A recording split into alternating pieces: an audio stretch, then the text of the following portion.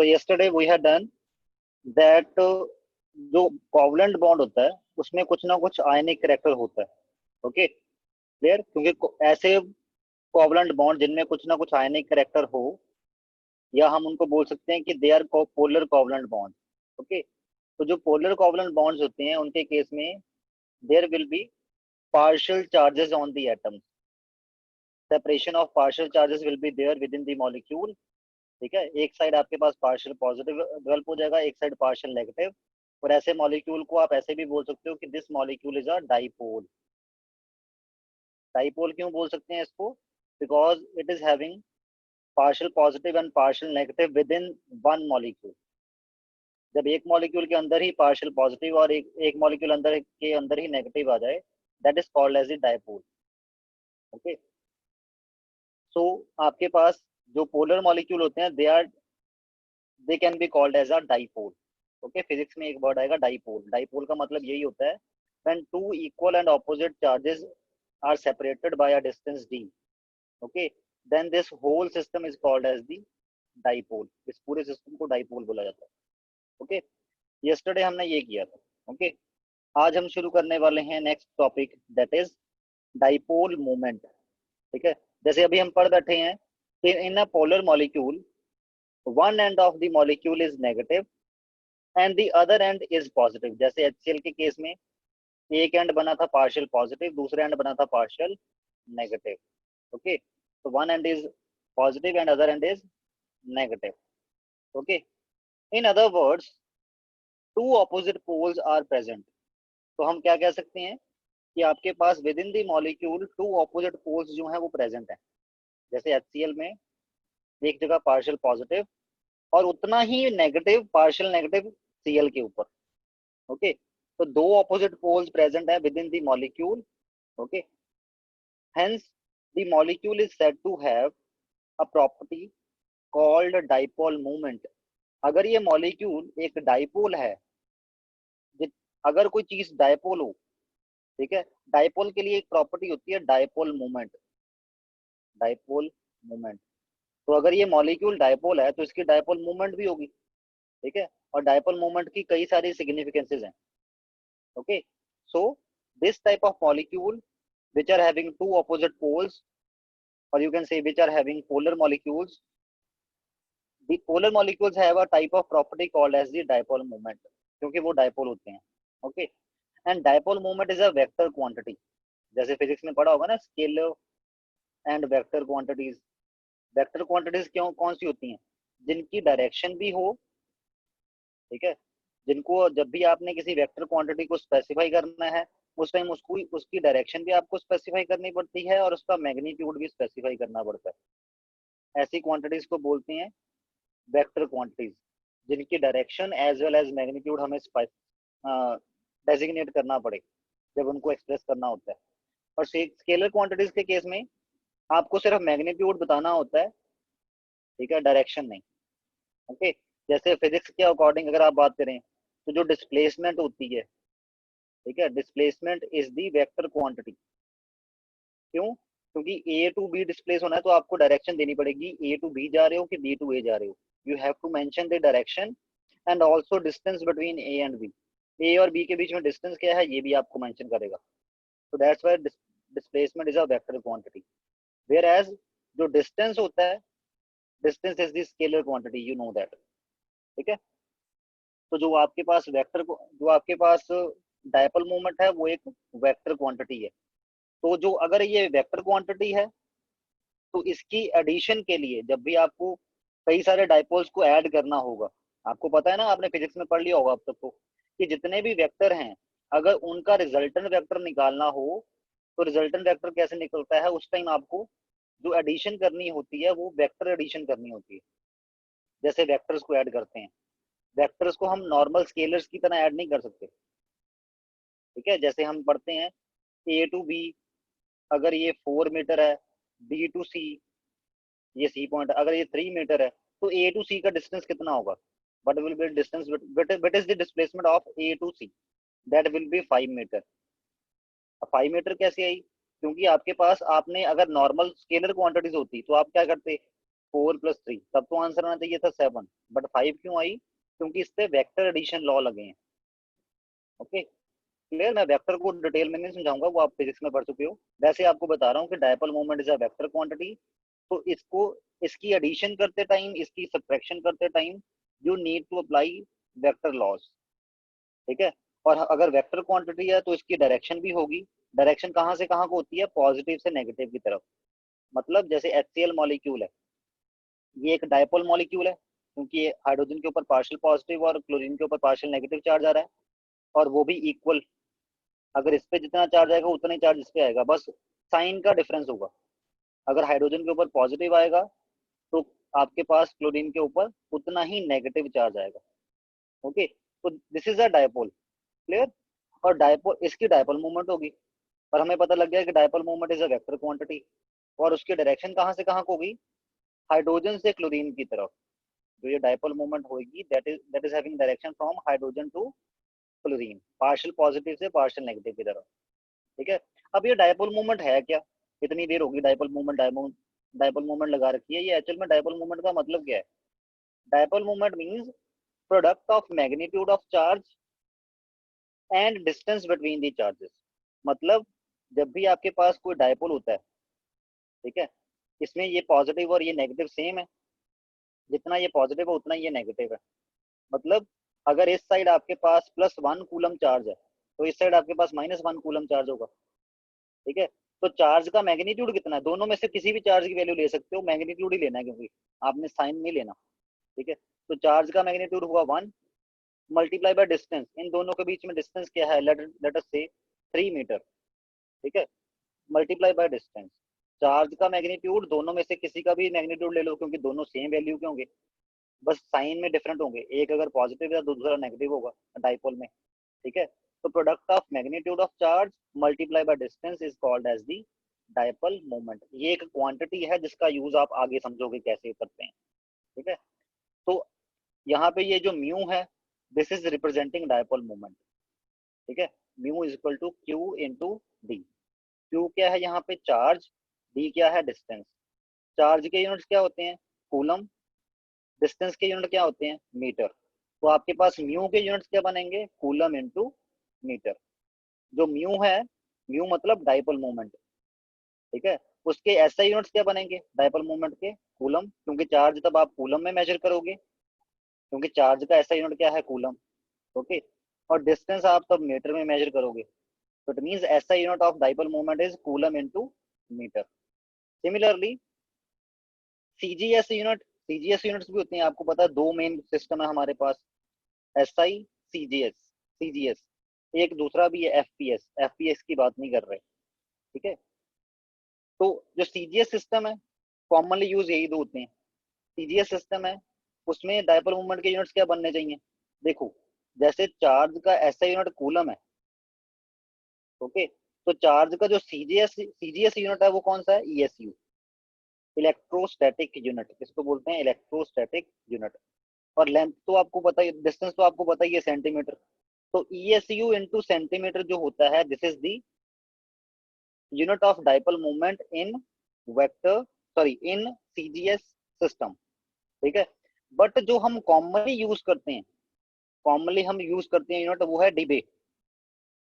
डिबे is the unit which is used to measure dipole moment. ये ना तो ऐसे ही सिस्टम में आता है, ना ही सीजीएस, सीजीएस में सिस्टम में, सीजीएस में आता है। डिबे होता क्या है? जब आपके पास डाइपोल मोमेंट की वैल्यू 10⁻18 ESU सेंटीमीटर हो, मतलब मान लो सीजीएस सिस्टम में आपने डाइपोल मोमेंट की वैल्यू निकाल ली और म्यू की वैल्यू आ गई 10⁻18 ESU इंटू सेंटीमीटर। जब इतनी वैल्यू आ जाए डाइपोल मोमेंट की, इतनी वैल्यू ऑफ डाइपोल मोमेंट को बोला जाता है 1 dBA के इक्वल। Okay clear? और अगर सेंटीमीटर मीटर में, सॉरी, कूलम मीटर में निकाली हुई है, अगर you have calculated the dipole moment in term of coulomb into metre, तो भी उसको डिबे में कन्वर्ट करने का क्या तरीका है? 1 डिबे इज इक्वल टू, जब आपके पास डाइपोल मोमेंट इतनी कूलम मीटर में आ जाए, 3.35 इंटू 10⁻30 कूलम इंटू मीटर, जब इतनी कूलम मीटर हो, उतनी वैल्यू को 1 डिबे के इक्वल बोला जाता है। मतलब डिबे एक बहुत छोटा यूनिट है डाइपोल मोमेंट को मेजर करने का। ये ESU सेंटीमीटर और कूलम मीटर बहुत बड़े बड़े यूनिट हैं, इतनी डायपोल मोमेंट मॉलिक्यूलर लेवल पे होती ही नहीं है, ठीक है। तो इसलिए उस डायपोल मोमेंट को मेजर करने के लिए हमें इनसे भी छोटा यूनिट चाहिए, ठीक है। तो वो हमने यूनिट कौन सा चूज किया, डीबे, जिसको हम कैपिटल डी से रिप्रेजेंट करते हैं, ठीक है। और 1 डीबे की वैल्यू कितनी होती है, अगर ESU सेंटीमीटर में देखें तो 10⁻18 ESU centimetre is equal to 1 debye, और अगर सेंटीमीटर मीटर में देखें, ठीक है, तो 3.35 इंटू 10⁻30 इज इक्वल टू 1 डीबे, ठीक है, क्लियर। और ESU जैसे मैंने बोला ना, ESU और कूलम ये चार्ज के यूनिट हैं, इनका आपस में रिलेशन क्या है, 1 ESU छोटा यूनिट होता है कूलम से, फिजिक्स में भी वैसे पढ़ लिया होगा आपने चार्ज का यूनिट, अगर नहीं पढ़ा तो सुन लो। 1 ESU is equal to 3.35 into 10⁻10 coulomb. एक ESU की कूलम में वैल्यू कितनी होती है, इतनी वैल्यू होती है, ठीक है। तो this is it with dipole moment, okay, clear. अब देखते हैं डायपोल मोमेंट, जैसे अब जितने भी पोलर मॉलिक्यूल हैं वो क्या है, वो डायपोल हैं। जैसे एच एफ में पार्शियल पॉजिटिव पार्शियल नेगेटिव बनेगा, ठीक है, ये भी एक डायपोल है। HCl भी डायपोल है, HBr भी डायपोल है, HI भी डायपोल है, सारे ये मॉलिक्यूल डायपोल ही हैं, ठीक है। और अगर डायपोल है तो डायपोल मूवमेंट होगी। डायपोल मूवमेंट की वैल्यू क्या है, कैसे कैलकुलेट करते हैं, अभी हमने फाइंड आउट किया, Q into D, charge multiply by distance, ठीक है।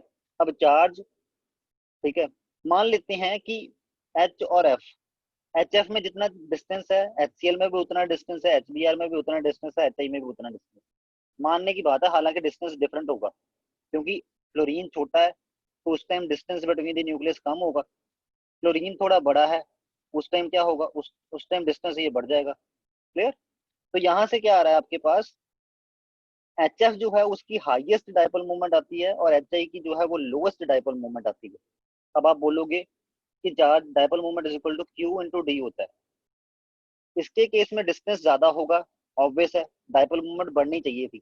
बट इसके केस में जो चार्जेस डेवलप होते हैं, पार्शियल पॉजिटिव पार्शियल नेगेटिव जो चार्ज डेवलप होगा हाइड्रोजन और आयोडीन पे, वो बहुत कम होगा, वो बहुत छोटा होगा वैल्यू में, क्योंकि पार्शियल चार्जेस कब ज्यादा होंगे, दो एटम जो आपस में जुड़े हैं और पोलर बॉन्ड बना रहे हैं, ये पार्शियल पॉजिटिव पार्शियल नेगेटिव की वैल्यू कब ज्यादा आएगी, जितना इन दोनों एटम्स के बीच में इलेक्ट्रोनेगेटिविटी डिफरेंस ज्यादा होगा, more the electronegativity difference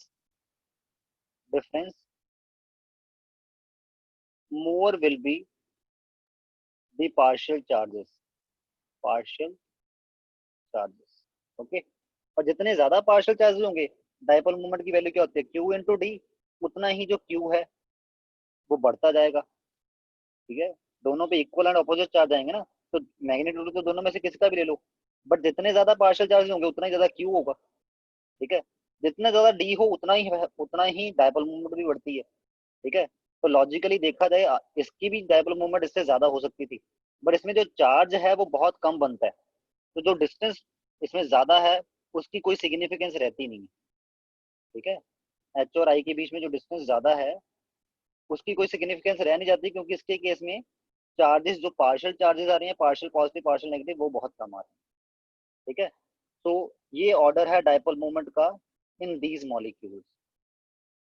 अब आगे कुछ पॉलीएटॉमिक मॉलिक्यूल्स देखते हैं जिनमें ओवरऑल डायपोल मोमेंट हम कैलकुलेट करेंगे। कैसे कैलकुलेट करेंगे, जैसे वाटर का मॉलिक्यूल है।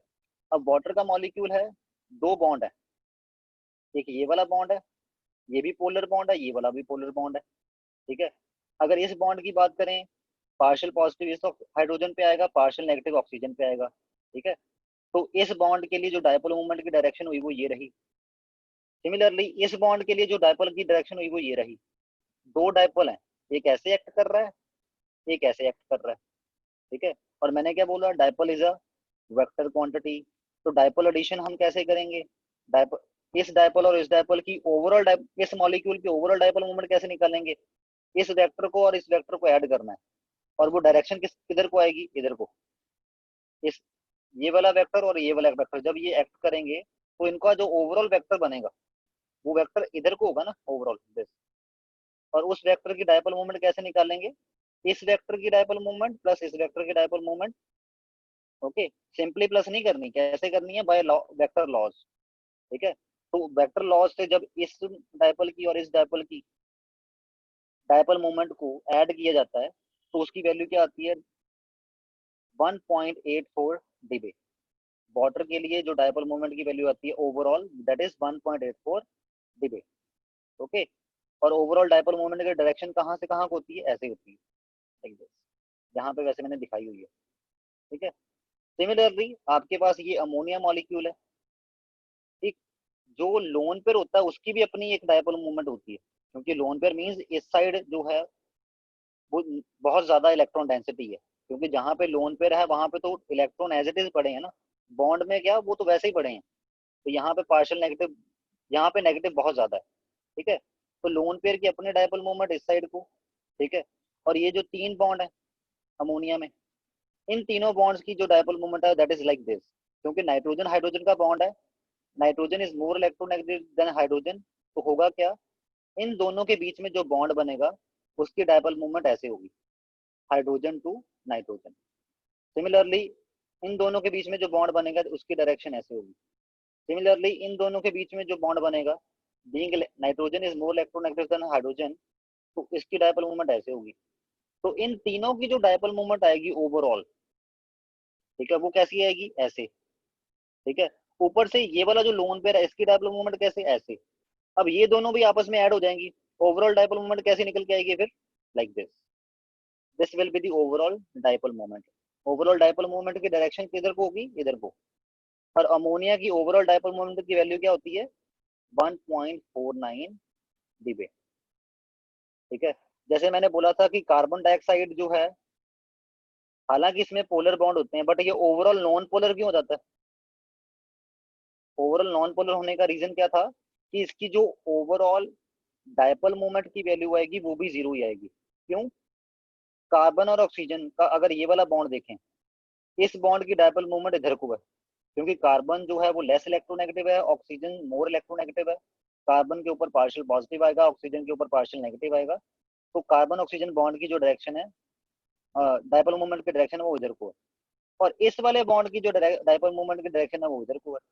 तो ये और ये बॉन्ड तो दोनों एक जैसे ही हैं, तो जितनी ये वैल्यू इसकी वैल्यू होगी उतनी ही इसकी वैल्यू होगी। ये अगर 5 है ये भी 5 है। ठीक है, डायरेक्शन दोनों की ऑपोजिट है, तो इन दोनों ने आपस में ऑपोजिट एक दूसरे को कैंसिल कर देना है, तो कार्बन डाइऑक्साइड की ओवरऑल डायपोल मोमेंट कितनी आई, जीरो। सिमिलरली BF3 की ओवरऑल डायपोल मोमेंट कितनी आई, जीरो। ठीक है, sorry not BF3, BeF2 beryllium fluoride, इसकी ओवरऑल डायपोल मोमेंट कितनी आई, जीरो। सिमिलरली अगर हम बात करें BF3, BF3 की शेप क्या होती है, BF3 की शेप होती है ट्रायगोनल प्लेनर। ठीक, तो शेप कैसी बनी, like this. And boron is less electronegative than fluorine, तो इस बॉन्ड की जो डायपोल मोमेंट होगी वो ऐसी होगी, इस बॉन्ड की जो डायपोल मोमेंट होगी वो ऐसी होगी, और इस बॉन्ड की जो डायपोल मोमेंट होगी वो ऐसे होगी। इन दोनों का रिजल्टेंट किस डायरेक्शन में आएगा, ये वेक्टर और ये वाले वेक्टर का रिजल्टेंट इस डायरेक्शन में आएगा, और ये वाला जो वेक्टर आएगा, इस वेक्टर का मैग्नीट्यूड और इस वेक्टर का मैग्नीट्यूड इक्वल एंड ऑपोजिट होगा। तो BF3 के केस में ओवरऑल डायपोल मोमेंट क्या आ गई, जीरो।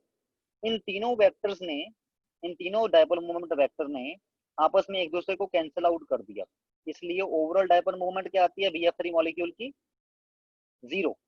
मतलब BF3 मॉलिक्यूल में तीन पोलर बॉन्ड होने के बावजूद भी ये ओवरऑल नॉन पोलर है। ओवरऑल नॉन पोलर क्यों है, क्योंकि इसकी डायपोल मोमेंट जीरो है। सिमिलरली CCl4 में, CCl4 में ये जो चार बॉन्ड है, इन चारों बॉन्ड की जो डायपोल मोमेंट होगी उनका जो ओवरऑल आएगा वो जीरो आएगा। ऐसे बोल लो, जो ये नीचे वाले जो नीचे को डायरेक्ट कर रहे हैं डायपोल मोमेंट ये वाली, इन तीनों की जो डायपोल मोमेंट होगी उसकी ओवरऑल डायपोल मोमेंट इस डायरेक्शन को आएगी, और ये जो CCl बॉन्ड की होगी वो ऊपर को आएगी, और ये जो तीनों की ओवरऑल निकल के आएगी उसका मैग्नीट्यूड और इसका मैग्नीट्यूड इक्वल होगा। तो इन तीनों की जो ओवरऑल निकल के वैल्यू आएगी वो इसको कैंसिल आउट कर देगी, जिससे ओवरऑल डायपोल मोमेंट क्या बन जाएगी CCl4 मॉलिक्यूल की, zero. Mu will be zero. What is mu, overall dipole moment. ठीक है, और एक बड़ा अच्छा एग्जांपल निकल के आता है, जैसे अभी हमने देखा ना अमोनिया, अमोनिया की ओवरऑल डायपोल मोमेंट किधर को होती है, इधर को। ठीक है, और कितनी वैल्यू होती है उसकी 1.49 डिबे। अब हम देखते हैं NF3 को। NF3 और NH3 की शेप एक जैसी होती है, इसकी भी पिरामिडल, डेसेपर थ्योरी पढ़ लिया ना आपने, उसमें शेप बनानी सिखाई थी। इसकी भी पिरामिडल, इसकी भी पिरामिडल, ठीक है, ये बन की पिरामिडल। बट इसमें क्या है, नाइट्रोजन और फ्लोरीन में से कौन ज्यादा इलेक्ट्रोनेगेटिव? फ्लोरीन। फ्लोरीन की इलेक्ट्रोनेगेटिविटी होती है 4.0, नाइट्रोजन की इलेक्ट्रोनेगेटिविटी होती है 3.0। ओके, तो दोनों में से ज्यादा इलेक्ट्रोनेगेटिव कौन? फ्लोरीन। तो नाइट्रोजन और फ्लोरीन के बीच में जो बॉन्ड बनेगा उसमें पार्शियल पॉजिटिव नाइट्रोजन के ऊपर आएगा, पार्शियल नेगेटिव फ्लोरीन के ऊपर आएगा। इट मींस इस बॉन्ड की जो डायपोल मूवमेंट होगी उसकी डायरेक्शन होगी ये, इस बॉन्ड की डायपोल मूवमेंट की डायरेक्शन ये। सिमिलरली जो ये वाले नाइट्रोजन फ्लोरीन के बीच में बॉन्ड है उसकी डायपोल मूवमेंट की डायरेक्शन ये वाली, और सिमिलरली इस बॉन्ड की जो डायपोल मूवमेंट की डायरेक्शन है वो ये वाली। ठीक, तो इन तीनों की जो डायपोल मूवमेंट आएगी ओवरऑल वो किस डायरेक्शन में आएगी? इस डायरेक्शन में। और ये जो ऊपर लोन पेयर है ये वाला, मैंने बोला लोन पेयर की अपनी डायपोल मूवमेंट की वैल्यू होती है, इसकी डायरेक्शन किधर को आएगी? ऊपर को। इन तीनों की नीचे को, इसकी ऊपर को। ये और ये दोनों आपस में कॉन्ट्राडिक्शन में आ गए ना, एक नीचे को एक्ट कर रहा है, एक ऊपर को एक्ट कर रहा है। हालांकि जितनी इसकी वैल्यू है, अगर इसकी वैल्यू 5 है तो इसकी वैल्यू 10 है, ठीक है। तो ओवरऑल इन दोनों का रिजल्टेंट जो आएगा वेक्टर्स का वो कैसा आएगा? वो नीचे को आएगा, ठीक है। इन दोनों वेक्टर्स का जो ओवरऑल रिजल्टेंट आएगा वो नीचे को आएगा। जितना भी मैं बोल रहा हूँ वेक्टर्स, वो फिजिक्स वाले वेक्टर्स से रिलेट कर लो कि वेक्टर्स कैसे ऐड होते हैं, ओवरऑल वेक्टर कैसे निकलता है, ठीक है। तो इट मींस ओवरऑल नीचे को आएगा, तो इसकी ओवरऑल डायपोल मोमेंट कैसे होगी? इस मॉलिक्यूल की ओवरऑल डायपोल मोमेंट होगी नीचे को, और कितनी होगी? 0.24 डिबे। अमोनिया मॉलिक्यूल से कितनी ज्यादा कम है इसकी डायपोल मोमेंट, ठीक है। ये क्वेश्चन में पेपर में कई बार क्वेश्चन आता है कि अमोनिया और NF3 की डायपोल मोमेंट में इतना डिफरेंस क्यों है? लॉजिकली दोनों की शेप तो सेम है, अगर शेप सेम है तो डायपोल मोमेंट भी ऑलमोस्ट सेम आनी चाहिए थी, इतना डिफरेंस क्यों है? ठीक है, उसका रीजन क्या है, यहाँ पे जो NF का बॉन्ड बनता है उसमें डायपोल मोमेंट की डायरेक्शन ही ऑपोजिट हो जाती है, और इन तीनों बॉन्ड की जो ओवरऑल डायपोल मोमेंट आती है वो नीचे को आती है, लोन पेयर की डायपोल मोमेंट ऊपर को होती है, ठीक है। बट ये जो तीनों का रिजल्टेंट आता है इसकी जो ओवरऑल डायपोल मोमेंट है इसकी वैल्यू इससे ज्यादा होती है, तो ओवरऑल डायपोल मोमेंट की डायरेक्शन नीचे को होगी, इसमें ओवरऑल डायपोल मोमेंट की डायरेक्शन ऊपर को है। एक तो ये डिफरेंस है। दूसरा, इसमें ये सारे आपस में इन चारों डायपोल मोमेंट की जो एडिशन हुई है, वेक्टर एडिशन, इसलिए इसमें ओवरऑल डायपोल मोमेंट की वैल्यू बहुत ज्यादा हाई आई है, देखो ये वाली। बट इसके केस में इन तीनों का जो रिजल्टेंट है और जो ये है ये आपस में कॉन्ट्राडिक्टरी थे, तो इसलिए डायपोल मोमेंट की वैल्यू बहुत ज्यादा कम हो गई क्योंकि कुछ सबट्रैक्शन हुई है, ठीक है। ये बहुत इंपॉर्टेंट कंसेप्ट है डायपोल मोमेंट वाला, इसको अच्छे से समझना। ओके, नेक्स्ट है आपके पास एप्लीकेशन ऑफ डायपोल मोमेंट। अब हमने डायपोल मोमेंट तो समझ ली क्या होती है, इसकी एप्लीकेशन बहुत इंपॉर्टेंट है, ठीक है। हाँ, एक चीज रह गई, वेट। डायपोल मोमेंट, ये याद कर लो, dipole moment of all regular geometry molecules is overall zero. जितने भी रेगुलर ज्योमेट्री वाले मॉलिक्यूल्स होते हैं उनकी overall dipole moment value zero आती है। जैसे CCl4, पहली बात, इसकी इसकी ज्योमेट्री कौन सी है? टेट्राहेड्रल, इसकी शेप भी टेट्राहेड्रल। उसके बाद कार्बन के अराउंड जो 4 एटम लगे हैं वो चारों एक जैसे हैं। तो ऐसे मॉलिक्यूल जो कि रेगुलर ज्योमेट्री वाले हों और उनमें सभी एटम जब एक जैसे लगे हों सेंटर के अराउंड, उसको रेगुलर ज्योमेट्री उसी को बोलते हैं, ठीक है। जब सेंट्रल एटम के अराउंड सेम एटम लगे हों किसी ज्योमेट्री में, और वो ज्योमेट्री ऐसी है जिसमें लोन पेयर कोई नहीं आ रहा सेंट्रल एटम पे, ठीक है, उस ज्योमेट्री को बोलते हैं रेगुलर ज्योमेट्री। मैंने कल बताया था रेगुलर ज्योमेट्री, ठीक है। अब नहीं दिखाऊंगा, टाइम ज्यादा लग जाएगा, ठीक। मतलब रेगुलर ज्योमेट्री आपको पता है, कल वाली बताया, कल वाली वीडियो देख लेना तो दोबारा, ठीक। जैसे ये भी एक रेगुलर ज्योमेट्री थी, ट्रायगोनल प्लेनर। क्यों रेगुलर थी? क्योंकि बोरोन के ऊपर कोई लोन पेयर नहीं है, पहली बात। दूसरी बात, बोरोन 3 एटम से जुड़ा है और तीनों एक जैसे हैं, ठीक है, ये तीनों एक जैसे हैं ना, तो इसलिए एक तो कोई लोन पेयर नहीं है सेंट्रल वाले पे, दूसरा, तीनों एटम जिनसे जुड़ा है वो एक जैसे हैं, क्लोरीन ही है तीनों, इसलिए this is a regular geometry, तभी तो इसकी डायपोल मूवमेंट 0 आई थी। ये लीनियर है, ये भी रेगुलर ज्योमेट्री है, क्योंकि सेंटर वाले एटम पे कोई लोन पेयर नहीं है और जो कार्बन है वो दोनों सेम एटम से जुड़ा हुआ है, इसलिए इसकी भी डायपोल मूवमेंट 0 आई है। सिमिलरली ये CCl4 है, ठीक है, इसमें भी इसकी डायपोल मूवमेंट 0 आई है। ठीक है, तो ये कंपटीशन में क्वेश्चन बनते हैं कई बार बोर्ड में भी बन जाते हैं, स्कूल के एग्जाम्स में भी बन जाते हैं, बट कंपटीशन में ऐसे कंसेप्ट से ही मोल्ड करके क्वेश्चन आते हैं। तो मैं चाहता हूँ आप भी साथ साथ में इनको करते रहो, सो दैट आपकी अंडरस्टैंडिंग प्रॉपर हो कंसेप्ट की। ठीक, उसके बाद आपके पास आता है एप्लीकेशन ऑफ डायपोल मोमेंट। अब ये डायपोल मोमेंट को अप्लाई कहाँ करते हैं, क्या एप्लीकेशन है। मान लिया डायपोल मोमेंट होती है, ठीक है, और ये डायपोल मोमेंट आप एग्जैक्टली मॉलिक्यूल की मेजर कैसे करते हो, एक्सपेरिमेंटली। इसकी डायपोल मूवमेंट, मॉलिक्यूल्स की डायपोल मूवमेंट मेजर करने के लिए हमारे पास इंस्ट्रूमेंट्स अवेलेबल हैं लेबोरेटरी में। ठीक है, वो इंस्ट्रूमेंट कौन से हैं, उसकी फंक्शनिंग कैसे होती है, वो अभी की बात नहीं, वो हायर क्लासेस में। ठीक, नेक्स्ट आपके पास आता है application of dipole movement. Dipole movement निकालने का फायदा क्या है। पहली एप्लीकेशन है in determining the polarity of the bond.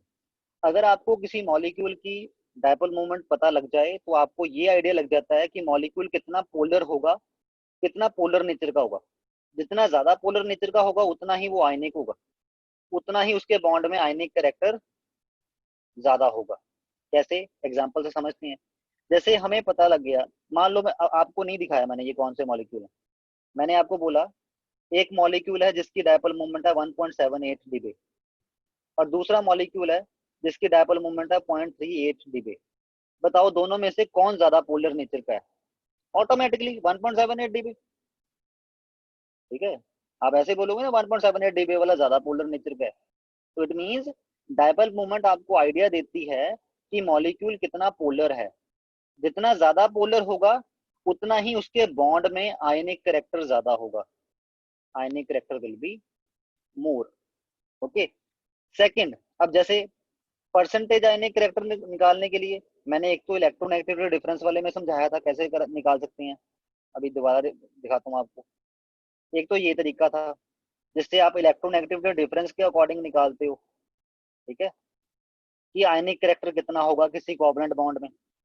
Okay, clear. दूसरा तरीका क्या है आपके पास परसेंटेज आयनिक कैरेक्टर निकालने का, वो डायपोल मूवमेंट की हेल्प से। ठीक है, उसके लिए फॉर्मूला जो लगेगा मैं आपको वो एक बार बता देता हूँ। ठीक है, इसका न्यूमेरिकल जब करवाऊंगा उससे ज्यादा क्लियर होगा। This is the formula, percentage ionic character of bond is equal to mu observed divided by mu ionic into 100। ये फॉर्मूला है, ठीक है। अब इसमें म्यू ऑब्जर्व्ड क्या है, म्यू आयनिक क्या है, ये वैसे न्यूमेरिकल जब करेंगे ज्यादा क्लियर होगा, बट फिर भी एक बार सुन लो। Mu ionic means considering molecule is 100% आयनिक।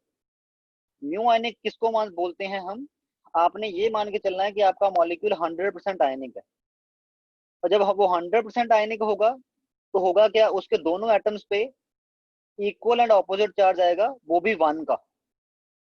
क्योंकि हम ये मान के चलेंगे, एक जैसे मान लो NaCl मॉलिक्यूल इज 100% आयनिक, तब हम बोलते हैं कि Na के ऊपर +1 चार्ज आ गया और क्लोरीन के ऊपर -1 चार्ज आ गया। ये 1 क्या है, 1 unit of charge, 1 unit of charge. 1 unit of charge किसको बोलते हैं, जितना एक इलेक्ट्रॉन पे चार्ज होता है, और एक इलेक्ट्रॉन पे कितना चार्ज होता है, 1 unit of charge is equal to 1.6 into 10⁻⁻19 coulomb.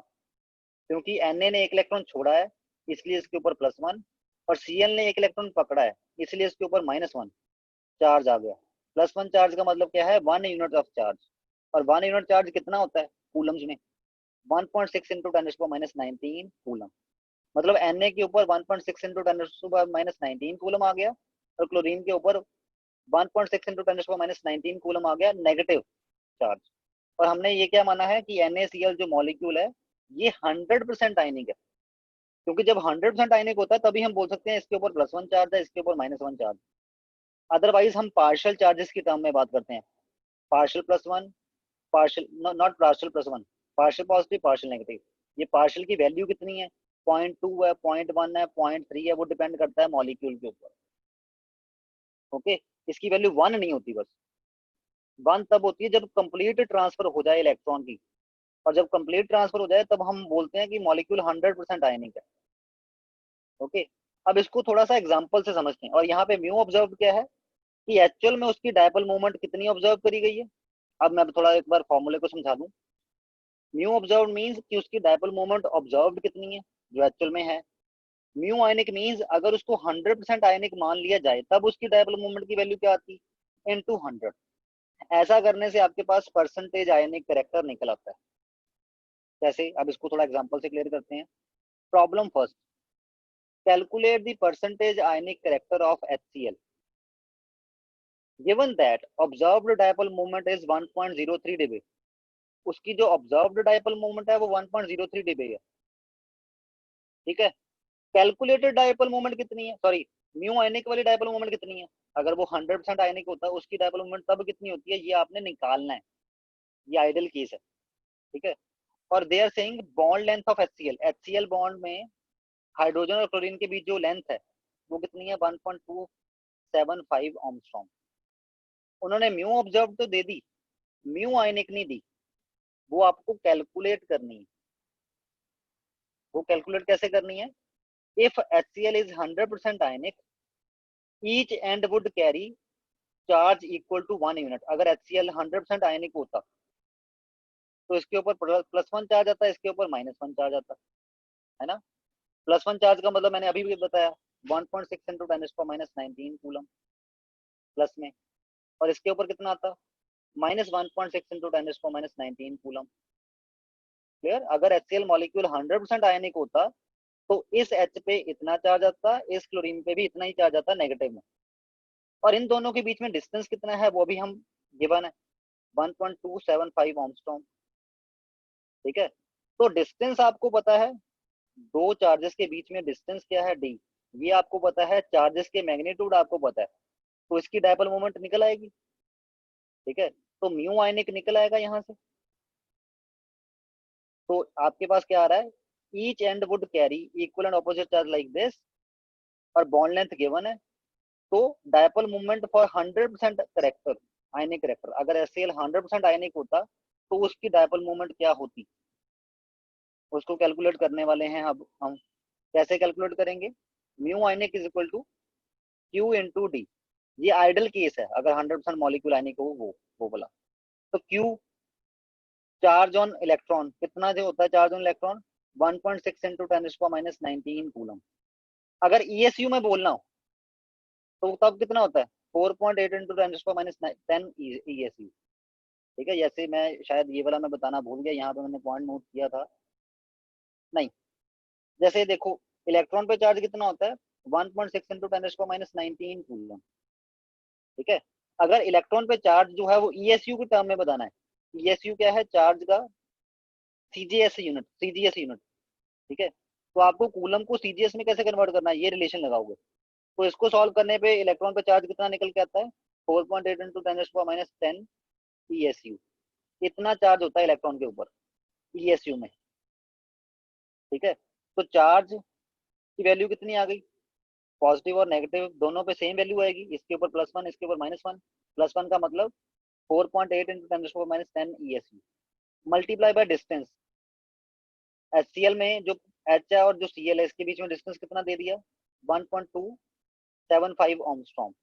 ओमस्ट्रॉम है तो इसको सेंटीमीटर में कन्वर्ट कर लो, क्यों, क्योंकि आपने चार्ज ESU में लिया है तो लेंथ को सेंटीमीटर में लो, तभी आप CGS सिस्टम में आपका आंसर आएगा, और जब CGS सिस्टम में आंसर आएगा तो डिबे में कन्वर्ट किया जा सकता है। ठीक है, इन दोनों को मल्टीप्लाई करने के बाद आंसर आपका आया इतना ESU इंटू सेंटीमीटर। और ESU इंटू सेंटीमीटर को डिबे में कैसे कन्वर्ट करते हैं, 10⁻18 ESU into centimetre is equal to 1 debye. तो आपने इसको इक्वल टू 1 डिबे लिख दिया, तो इसका आंसर कितना आया, 6.12 डिबे। मतलब अगर 100 HCl जो है वो 100% आयनिक होता तब उसकी डायपोल मूवमेंट 6.12 डिबे आनी थी। बट आपकी जो डायपोल मूवमेंट आ रही है, जो ऑब्जर्व्ड डायपोल मूवमेंट है जो एक्चुअल में HCl की है, वो कितनी है, 1.03 डिबे। तो म्यू ऑब्जर्व्ड आपकी 1.03 डिबे है, म्यू आयनिक आपकी 6.12 डिबे है। तो परसेंटेज आयनिक करेक्टर निकल आएगा, percentage ionic character is equal to mu observed divided by mu ionic into 100, and this comes out to be 16.83%। तभी बोलते हैं कि HCl molecule is not a ionic molecule, it is a polar covalent molecule. क्यों polar covalent molecule? क्योंकि इसमें इसके ऊपर partial positive आता है, इसके ऊपर पार्शियल नेगेटिव आता है। जो आयनिक मॉलिक्यूल होते हैं उनमें +1 प्लस -1 ही आ जाता है, उनमें कंप्लीट चार्जेस आ जाते हैं। ठीक है, तो ऐसे ही आपने करना है ये सेकंड वाला क्वेश्चन, ऐसे ही आपने करना है थर्ड वाला क्वेश्चन। ये आपका होमवर्क है। ठीक है, मैं आपको पिक्स खींच के भेज दूंगा या आप स्क्रीनशॉट भी ले सकते हो। ओके, अब थर्ड एप्लीकेशन, ये तो आपने देख लिया, फर्स्ट एप्लीकेशन आपने देख ली, सेकंड एप्लीकेशन आपने देख ली। अब बारी आती है थर्ड एप्लीकेशन की। थर्ड एप्लीकेशन कौन सी है? To distinguish between cis and trans.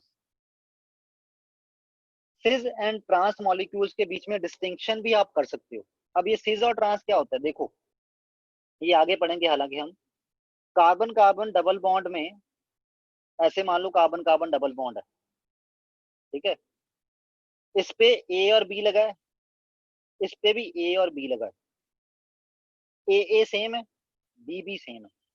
तो अगर सेम मॉलिक्यूल आपस में एडजेसेंट पोजीशन ऑक्यूपाई करें डबल बॉन्ड के अराउंड, और ऐसा ही दूसरी साइड हो, ठीक है, तो ऐसे मॉलिक्यूल्स को क्या बोलते हैं?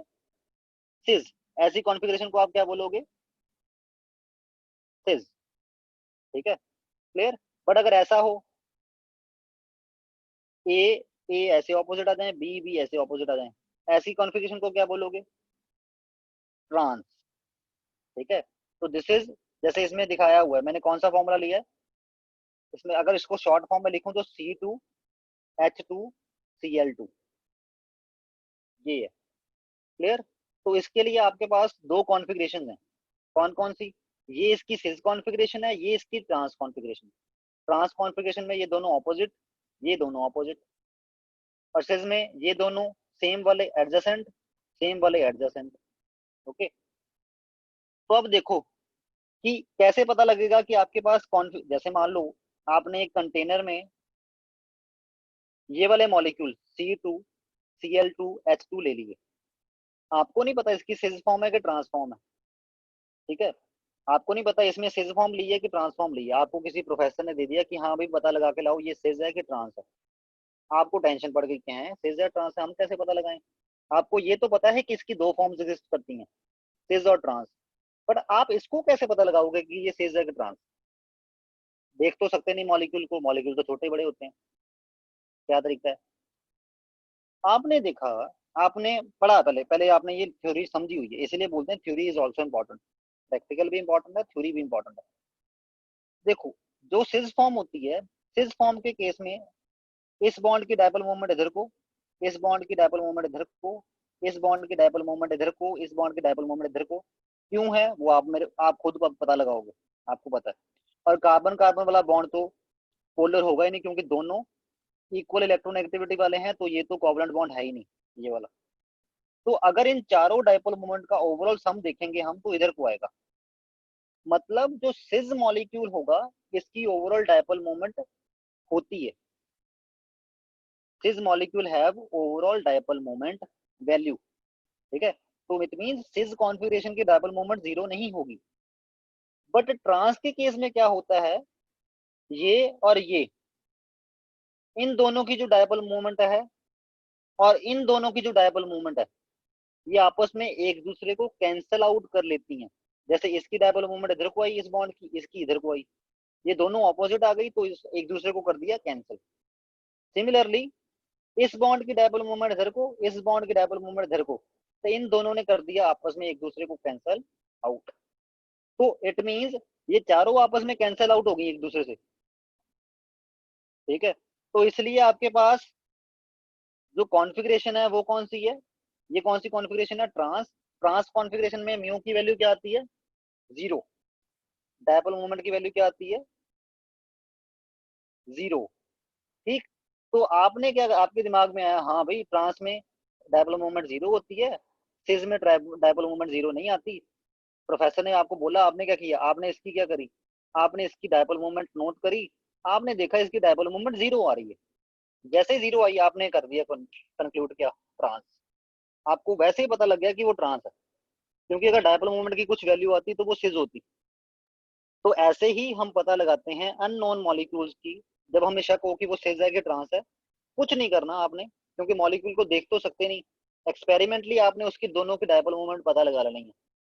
आपको पता होगा कि जो ट्रांस वाला होगा उसकी डायपोल मोमेंट जीरो आनी है, सिज वाले की डायपोल मोमेंट जीरो नहीं आनी है। ठीक है, अगर आपने जो एक्सपेरिमेंटली कैलकुलेट करी डायपोल मोमेंट वो आ गई जीरो तो मतलब ट्रांस, अगर ना आई तो मतलब सिज। Got it. फोर्थ, अब इसमें भी वही लॉजिक है, to distinguish between ortho meta and para isomers. अब ये ortho meta and para isomer क्या होते हैं, डिटेल में हमने पढ़ने हैं ऑर्गेनिक केमिस्ट्री में, अभी जान लो। ये होती है हमारी बेंजीन।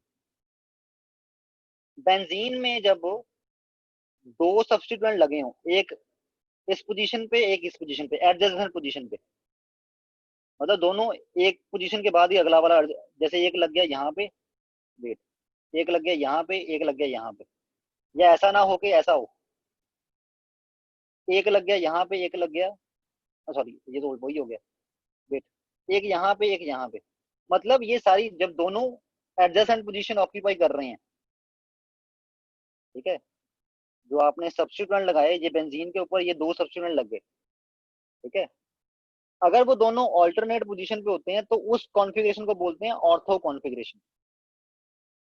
अगर दोनों में एक का गैप आ रहा है, एक एज का गैप आ रहा है लाइक दिस, इसको आप ऐसे भी बना सकते हो, जैसे ऐसे भी बना सकते हो, ये भी वही यही चीज है, इसी चीज को रिप्रेजेंट कर रहे हैं, ठीक है। इसको क्या बोलते हैं, इसको बोलते हैं मेटा। अगर वो दोनों ऐसे हो, उनके बीच में दो का गैप हो, एक यहाँ पे लगा है, एक दो छोड़ने के बाद यहाँ पे लगा है, ठीक है, इस फॉर्म को बोलते हैं पैरा। पैरा को आप ऐसे भी बना सकते हो, ठीक है, ये भी पैरा ही है।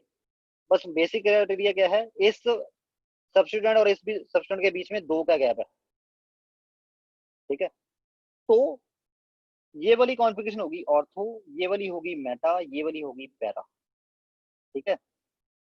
अब इसमें ये वाला जो बॉन्ड है, इसकी डायपोल मोमेंट इधर को, ये वाला जो बॉन्ड है इसकी डायपोल मोमेंट इधर को, ठीक, बाकी बॉन्ड्स की डायपोल मोमेंट आपस में कैंसिल आउट हो जाती है, उनकी डायपोल मोमेंट नहीं देखनी। तो इस बॉन्ड की डायपोल मोमेंट इधर को, इसकी इधर को, इन दोनों की ओवरऑल डायपोल मोमेंट इधर को, ठीक है, क्लियर। और वैल्यू कितनी आ रही है, 1.54 डीबी इसकी। इसमें एक की डायपोल मोमेंट इधर को, एक की इधर को, ओवरऑल डायपोल मोमेंट इधर को आएगी, बट वैल्यू थोड़ी सी कम होगी। This will be the overall dipole moment, vector addition लगा रहा हूं मैं, ठीक है। तो इसके लिए जो डायपोल मोमेंट की वैल्यू आएगी वो थोड़ी सी कम आएगी। ऑर्थो के केस में, ऑर्थो के केस में 1.54 डीबी आई, तो इसके केस में आई 1.48 डीबी। और पैरा वाले के केस में इसकी डायपोल मूवमेंट और इसकी dipole movement equal and opposite थी, और आपस में एक दूसरे को कैंसिल आउट ही कर दिया, डायपोल मूवमेंट की वैल्यू जीरो, ठीक। तो मींस अगर आपको ये ना पता हो कि ऑर्थो है, मेटा है, पैरा है, क्योंकि इन तीनों का फॉर्मूला, जो मॉलिक्यूलर फॉर्मूला बनेगा वो पता क्या होगा, C6H4Cl2। इसका भी फॉर्मूला यही है, इसका भी फॉर्मूला भी यही है, इसका भी फॉर्मूला यही है। इन्हीं को तो बोलते हैं आइसोमर, जिनका मॉलिक्यूलर फॉर्मूला सेम हो, स्ट्रक्चर डिफरेंट हो, that are called as the isomer. पढ़ा हुआ 10th में भी आइसोमर्स पढ़ा हुआ, ठीक। तो ये आइसोमर्स हैं, ऑर्थो है, मेटा है, पैरा है। मान लो आपको बॉटल मिली एक, ठीक है, इसका नेम बता देता हूँ, इसका नेम है डाइक्लोरोबेंजीन। ये वाले जो मॉलिक्यूल बनाए इन सभी का नेम डाइक्लोरोबेंजीन है। फर्क कहाँ पे है, इसका नेम है ऑर्थो डाइक्लोरोबेंजीन, इसका नेम है मेटा डाइक्लोरोबेंजीन, इसका नेम है पैरा डाइक्लोरोबेंजीन। है ये डाइक्लोरोबेंजीन ही है, बट ऑर्थो मेटा पैरा होना भी मैटर करता है, ठीक है। तो मींस आपको बॉटल मिली, आपको ये तो पता है कि उसमें डाइक्लोरोबेंजीन है, आपको ये बताना फिर आपका प्रोफेसर भूल गया कि वो पैरा है, मेटा है कि ऑर्थो है। कुछ नहीं करना, जाके उसकी डायपोल मोमेंट नोट कर लेनी है। अगर वो ये आ गई वैल्यू उसकी 1.54 आ गई, इट मीन वो ऑर्थो है। अगर ये आ गई इट मीन वो मेटा है। अगर जीरो आ गई तो आंख मूंद के बोल देना पैरा है, खत्म बात, ठीक है। तो आइसोमर्स की डिस्टिंक्शन में, जैसे सिस ट्रांस आइसोमर्स में भी, ये जो सिस ट्रांस है ये भी आइसोमर ही होते हैं। सिस ट्रांस आइसोमर्स के केस में भी डिस्टिंक्शन में आप डायपोल मोमेंट की हेल्प ले सकते हो पता लगाने में। Similarly ortho Meta para isomers की डिस्टिंक्शन में भी आप डायपोल मोमेंट की हेल्प ले सकते हो। And fifth last concept, last application जो डायपोल मोमेंट की है, शेप की डिटर्मिनेशन में भी। जैसे NH3 और BH3 देखने में तो लगते हैं, फॉर्मूले वाइज लगते हैं कि दोनों का जो शेप होगी वो सेम होगी, हालांकि आपने वेसेपर थ्योरी अब पढ़ ली हुई है, ठीक है, मान के चलो आपने अभी तक नहीं पढ़ी, तो अगर BH3 का देखा जाए और NH3 देखा जाए तो इनकी दोनों की सेम शेप अवेयर होती है, हालांकि नाइट्रोजन में लोन पेयर होता है, BH3 में लोन पेयर नहीं होता। इसलिए BH3 की शेप होती है ट्रायगोनल प्लेनर, NH3 की शेप होती है पिरामिडल, ठीक है। बट मान लो आपने शेप वाला कंसेप्ट अभी तक पढ़ा ही नहीं, बट फिर भी जब आपने क्या करना है, आपने BH3 और NH3 की डायपोल मोमेंट नोट करनी है, उन दोनों की डायपोल मोमेंट में जमीन आसमान का फर्क आएगा। जो NH3 की डायपोल मोमेंट है वो 1.49 है, जो BH3 की डायपोल मोमेंट है वो 0 है। तो आपको पता लग जाएगा कि मॉलिक्यूल्स की अगर डायपोल मोमेंट अलग है, डायपोल मोमेंट कहीं ना कहीं शेप पे डिपेंडेंट होती है, ठीक है। तो वहां से आपको पता लग जाना कि इसकी और इसकी शेप डिफरेंट है। तो डायपोल मोमेंट्स ने आपकी हेल्प कर दी ये पता लगाने में कि इसकी और इसकी शेप डिफरेंट है। डिफरेंट क्यों है? क्योंकि इसमें एक लोन पेयर है, इसमें नहीं है, वो तो वेसेपर थ्योरी के अकॉर्डिंग बनेगा, ठीक है। बट डिफरेंट है, ये पता लगाने में किसने हेल्प करी? साइंटिफिक स्टडी ऐसे ही हुई है, मॉलिक्यूल को किसी ने देखा नहीं है, जो हमने एक्सपेरिमेंटली ऑब्जर्व किया है उसके बेसिस पे ये सारे थ्योरीज बनी है। तो जब हमें दिखा कि NH3 और BH3 की डायपोल मोमेंट सेम नहीं आ रही, तो वहां से दिमाग में आया कि इन दोनों की शेप भी डिफरेंट है देखने में, हालांकि मॉलिक्यूल्स के फॉर्मूले सेम लग रहे हैं, ठीक है। तो ऐसे ही डायपोल मोमेंट ने हेल्प करी हमें मॉलिक्यूल्स की शेप की डिटर्मिनेशन में। डिटर्मिनेशन चाहे ना भी करवाए, बट वो आइडिया जरूर लगवा देती है कि दोनों की शेप सेम नहीं है। Okay, so that's it. ये थी आपके पास डायपोल मोमेंट की एप्लीकेशन। ओके, नेक्स्ट टॉपिक जो आपने हम कल पढ़ेंगे that will be the फजान्स rule. हाँ जी, अब बोलो, डाउट आया किसी को? चरणजोत, आधे तो बीच में पता नहीं वीडियो छोड़ के ग्रुप हाँ भाग ही जी जाते सर। हैं। सब डाउट आया?